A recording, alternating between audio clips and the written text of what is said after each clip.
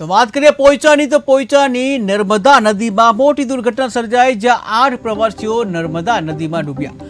ત્યારે સુરત રહેતા 8 પ્રવાસીઓ પોઈચા આવ્યા હતા, જ્યાં નદીમાં નાવા પડતા કુલ 8 લોકો ડૂબ્યા હતા। ત્યારે ડૂબેલા લોકો પૈકી 3 નાના બાળકો હતા, જ્યાં સ્થાનિકોએ એક વ્યક્તિને ડૂબતા બચાવ્યો છે। ત્યારે અન્ય 7 લોકોની નદીમાં શોધખોળ ચાલી રહી છે। તો થોડી ક્ષણોના ગુસ્સાના કારણે સંબંધો તો વેરવિખેર થઈ જતા હોય છે, સાથે જેલના સળિયા પણ ગણવા પડતા હોય છે। પંચમહાલમાં 26 વર્ષીય યુવાનની માસીના દીકરાએ હત્યા કરતા ચકચાર મચી જવા પામી હતી। શહેરા તાલુકાના વરિયાલ ગામમાં જંગલ ફળિયામાં નજીવી બાબતે માસીના દીકરા વચ્ચે બોલાચાલી થયા બાદ શૈલેષે વિક્રમને શરીરના પેઢાના ભાગે લાત મારતા મોત નીપજ્યું હતું। મારો ભાઈ વિક્રમ અને મારો શૈલેષ, હું ઘરે જ હતો અને બે આમને સામને થઈ ગયા અને મારા ભાઈને લાત વાગવાથી મૃત્યુ પામી ગયો છે।